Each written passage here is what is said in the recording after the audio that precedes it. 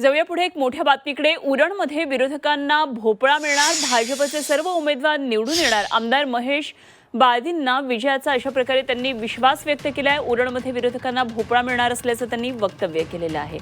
तर भाजपकडून हा विजयाचा विश्वास व्यक्त केला जातोय। उरणमध्ये विरोधकांना भोपळा मिळेल अशा प्रकारे वक्तव्य त्यांनी केलंय।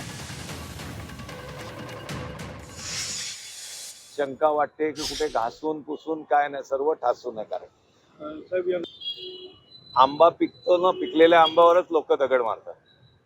त्याच्यामुळे त्यांना वाटतं की उरण नगरपालिकेवर 15 वर्ष भारतीय जनता पक्षाची सत्ता आहे, ती मिळवण्याकरता तो प्रयत्न करतो। मग तो प्रयत्न करताना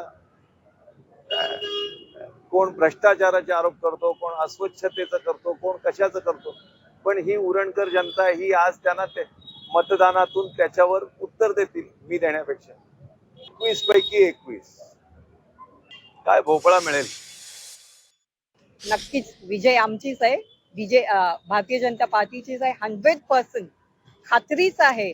आणि महेशभाई साहेबांचे आशीर्वाद आमच्यावर आहे।